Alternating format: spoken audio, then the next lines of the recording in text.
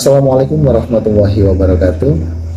Pemirsa dan pendengar yang dirahmati oleh Allah, alhamdulillah pada momen kemerdekaan ini kami bisa berjumpa dengan ibunda kita yang nanti kita akan sharing dan bincang-bincang tentang seputar kemerdekaan. Langsung saja kita sapa beliaunya. Assalamualaikum Ibu. Waalaikumsalam warahmatullahi wabarakatuh. Sehat Ibu? Alhamdulillah. Alhamdulillah. Lama Ibu nih tidak Ya.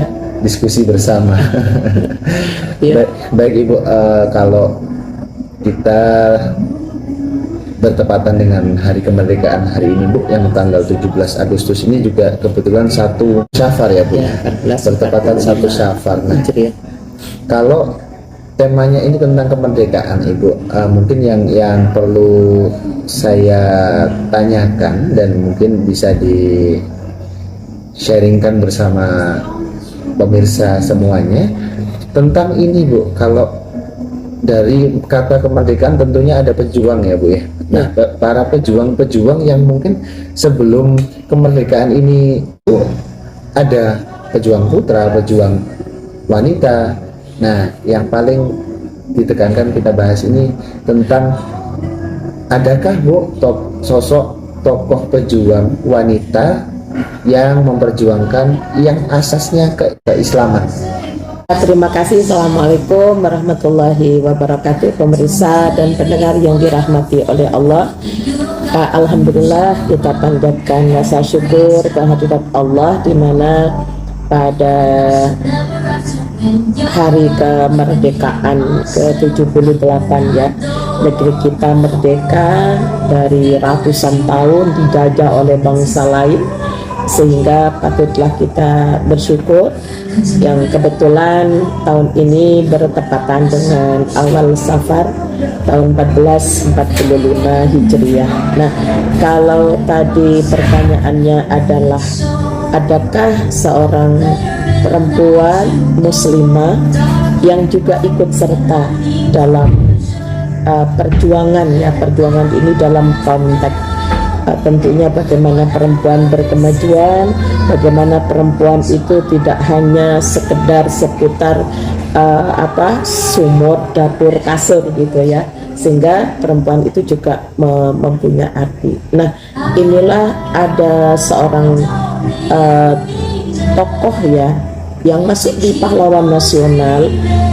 bahkan dengan suaminya, tapi jarang diperdengarkan ya kepada generasi penerus baik di dalam keluarga maupun di sekolah. Mudah-mudahan dari bincang kita kali ini itu bisa membuka wawasan baru bagi kaum ibu, terutama para guru, terutama untuk bagaimana menceritakan ya tentang andilnya perempuan di masa itu. Seorang perempuan di lingkungan yang masih pakai kemben, dia sudah mau menampilkan dirinya bagaimana muslimah berkemajuan, dalam artian muslimah yang sudah menampilkan dari busana, dari kegigihan untuk menuntut ilmu tentang perempuan pada saat itu. Ya, itulah seorang perempuan yang namanya Walidah ya. Jadi dikenal dengan Ibu Nyai Walidah, putra keempat dari penghulu Kiai Haji Muhammad Fadil ya, yang usia beliau 74 tahun, lahir tahun 1872, wafat tahun 1946, 1 tahun setelah negeri kita merdeka gitu ya. Nah, untuk itulah maka yang perlu pemirsa dan pendengar ketahui untuk kita sampaikan bahwa resolusi pernyataan sikap itu yang perlu kita ingat kembali bahwa beliau adalah tokoh perempuan yang dengan vokal itu membuat sebuah pernyataan untuk menghentikan pernikahan dini. Itu yang kedua, terkait dengan orang menikah dan bercerai, itu perlu punya surat. Bagaimana nasib janda dan yatim ketika telah ditinggal oleh suaminya yang berjuang maupun yang ditinggal karena bercerai, ini perlunya mendapatkan perhatian dari pemerintah dan masyarakat, khususnya umat Islam. Nah, untuk itulah beliau dengan lantangnya berani berpidato di depan ulama Masjid Gede. Dan kebetulan beliau itu guru, memiliki guru khusus yang mengajarkan tentang keilmuan, yaitu yang bernama Citro Sudono. Dari agama beliau belajar kepada ayahnya yang penghulu, sehingga kalau perempuan berani berpidato di depan para ulama di Masjid Gede, karena dia adalah putri penghulu. Nah, jadi kesempatannya itu, peluangnya cukup besar. Nah, kemudian setelah suaminya Ki Ahmad Dahlan, pendiri Muhammadiyah, pahlawan nasional, suami istri ya, berpasangan gitu ya, yang cukup langka gitu ya. Pada tahun 22 setelah Aisyah itu berdiri, yang didirikan oleh Ki Ahmad Dahlan pada tahun 1917, maka tahun 22 beliau merintis musola khusus perempuan. Kalau di Madinah itu ada Masjid Aisyah yang untuk menggembleng perempuan. Nah, Ibu Nyai Walidah ini sebagai pahlawan nasional, beliau membuat musola untuk pembinaan perempuan. Kemudian tahun 22 pula lahir sekolah untuk perempuan yang disingkat dengan AMS, Aisyah Maghribi School, karena sekolahnya dari Maghrib sampai Isya. Ya, jadi karena ya pada saat penjajah ya, mungkin susahnya perempuan punya waktu ya untuk bebas sekolah gitu ya. Kemudian disitulah beliau berantas buta huruf Latin dan Al-Quran. Kenapa? Kalau mau merdeka, mau berubah, itu harus punya ilmu. Ilmu itu diawali dengan ikra, membaca. Nah, bagaimana kalau buta huruf? Itu bisa membaca gitu ya. Nah, kemudian beliau juga membuat kepanduan putri. Ya, kemudian tahun 26 ya, itu beliau, kalau sekarang literasi ya, media ya, dengan media itu beliau sudah merintis cikal bakalnya majalah Aisyah, yang satu-satunya yang sampai sekarang itu masih berkembang dengan 3 bahasa Inggris, bahasa Arab, bahasa Indonesia. Nah, ini kemudian di samping itu bagaimana beliau itu membina untuk perempuan tampil sebagai pemimpin, sehingga dari para murid-muridnya yang beliau bina ada Ibu Bariah, jadi perempuan pertama kali yang menjadi ketua Aisyah tahun 1917. Kader yang dibina yang bernama Ibu Bariah itu tahun 1919. Muridnya juga berhasil mendirikan taman kanak-kanak pertama kali di Indonesia yang dikenal dengan istilah Trobel waktu itu. Nah, untuk itulah yang kedua, tokoh kedua bernama Monjiah, yang dikenal sebagai tokoh pada Kongres Perempuan pertama tahun 1928 dengan tema tentang derajat perempuan, dengan murid-muridnya bukan hanya punya walidah, tapi muridnya lantang berbicara di depan forum. Nah, kemudian ada lagi yang tidak bisa kita lepas, bahwa dalam perjuangan itu perlu biaya. Maka beliau merintis yang namanya Jimpitan ya, dengan gerakan Wal Asri untuk beasiswa. Kemudian ada Al-Zakirat untuk penggalangan dana, sehingga kalau ada kajian, ada pembinaan, itu dilaksanakan setiap Senin dan Kamis gitu ya.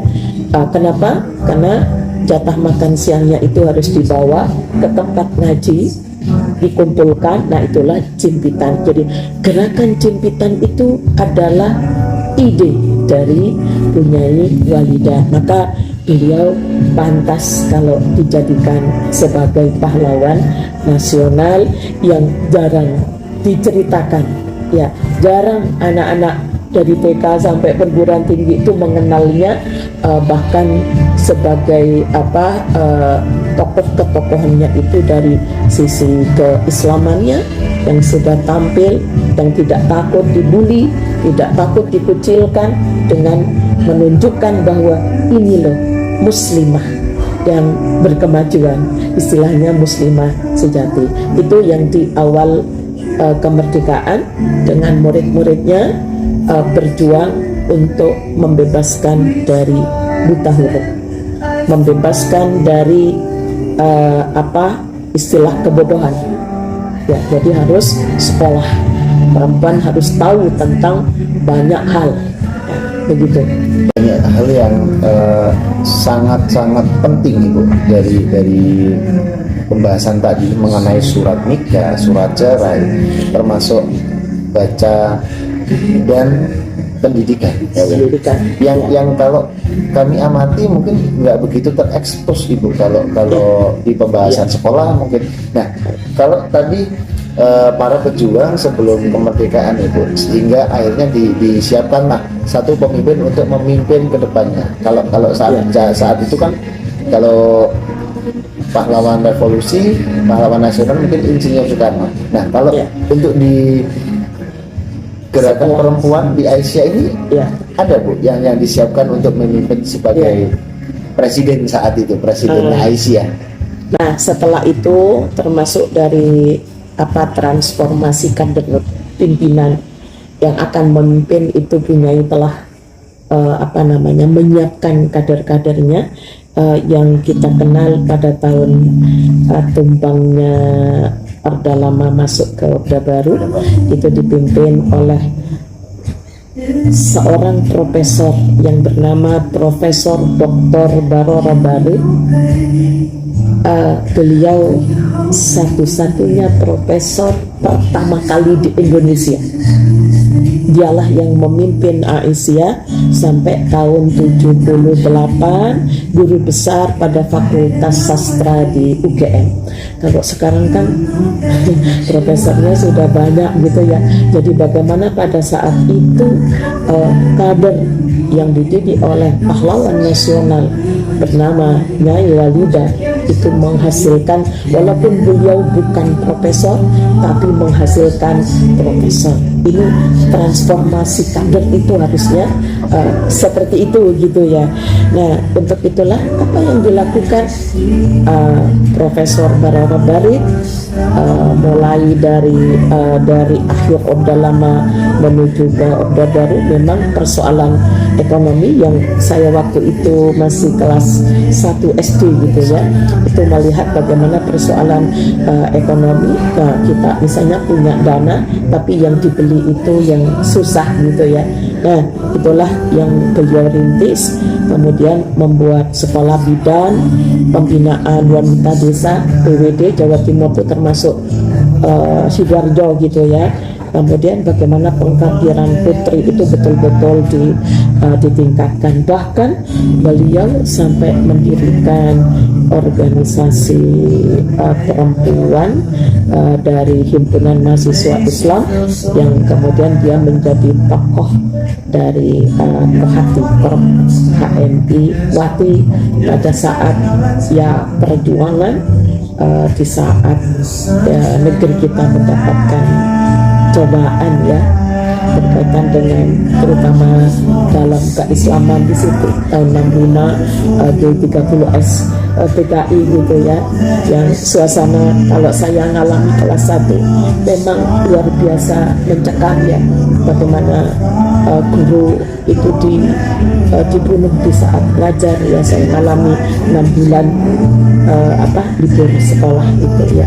Nah, itulah sang profesor pertama kali hasil didikan, jadi bukan profesor belum tentu kadang melahirkan profesor, tapi di sini adalah punya walidah yang hanya menguatkan dirinya ya di musola perempuan, dia belajar, dia mencari guru, kemudian melahirkan profesor-profesor yang kemudian bisa memimpin Aisyah sampai saat ini. Insya Allah profesornya, guru besarnya juga sudah mulai banyak. Ya, begitu yang dapat saya sampaikan di awal kemerdekaan dan setelah kemerdekaan.